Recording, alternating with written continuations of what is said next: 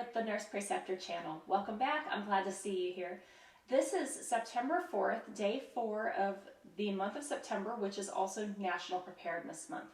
And my videos are focused on preparedness, especially related to medical and nursing and self-care.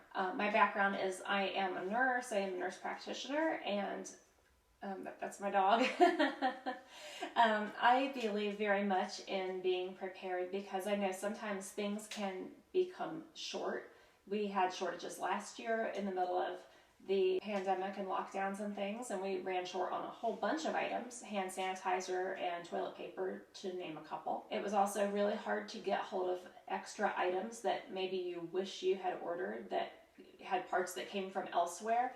Ask anybody who's tried to buy a car this calendar year. It's very difficult. I just replaced some appliances and it was hard as heck to get hold of them. I ordered things 7 months before they came in, believe it or not.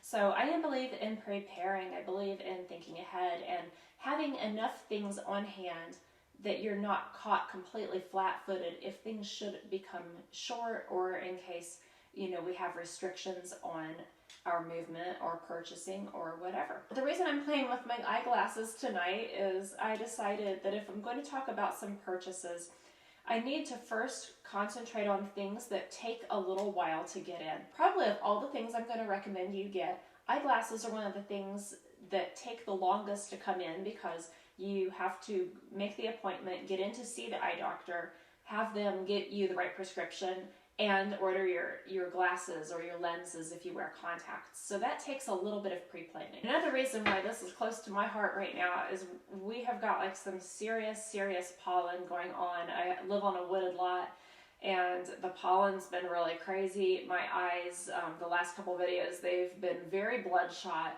And I look like I've been crying, and I haven't, I promise.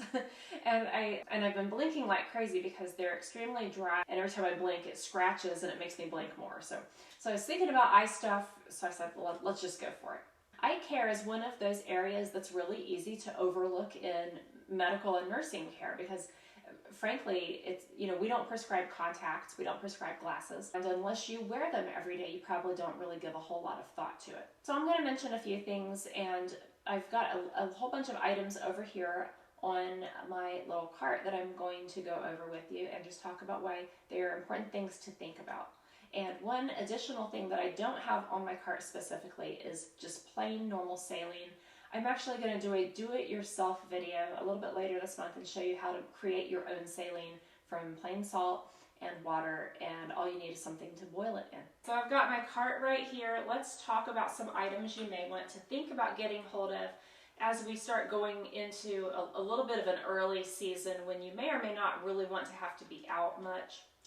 First of all, these are my prescription eyeglasses. Make sure that you're up to date on your eyeglasses and contact prescriptions. If it's been a while since you've seen someone, if you're having any difficulty seeing, go ahead and now, while you still can, and get seen by somebody and get a new pair ordered. It's not a bad idea to have a couple pairs at your disposal if you can afford it. So I've got my prescription eyeglasses, which fortunately my vision's not all that bad. I don't really have to use them very often at all. One thing my husband went ahead and did, he has quite a bit of refractory issues, and he went ahead and got LASIK surgery done last year and got both of his eyes done. And his visual acuity, even though it's not perfect, it's much better than it was, and he can actually see decently well without his contacts, which is a good thing. Along the same lines, if you are a contact lens wearer like my husband is, go ahead and order some extra contacts now if you can. I have no idea if contact lenses are one of those things that are ever short, but I could see, as some supply lines start drying up just a little bit, I could totally see it becoming an issue. Go ahead and get them now while they're available. I also keep readers around. I am, approximately middle-aged, and I just need a little bit of extra help if I'm reading something that has a really small font, or if I'm doing really fine work like needlework, because I sew some, or if I am, like, say, trying to pull a splinter out of someone's finger, I really need to have a little bit extra magnification. So I've got several pairs of readers. I have a couple pairs that are in a really, really high strength so that I can see really, really close up. For everyday reading, usually a 1.0 or a 1.25 is pretty good, just for a little bit of magnification. But have duplicates of those. They are made pretty flimsy, but they're very, very inexpensive. Sunglasses. Make sure you've got some good sunglasses around. They are essential, especially if you spend time outside. You really need to protect your eyes. Make sure you've got a couple extra contact cases if you're a contact lens wearer, just so you have backup. Contact solution, again, for the contact lens wearers out there. Eye drops. Allergy eye drops, particularly if you're someone who tends to get really, really allergic eyes like I do. My eyes get just red hot. They feel like they're burning. Right now they feel like they're burning.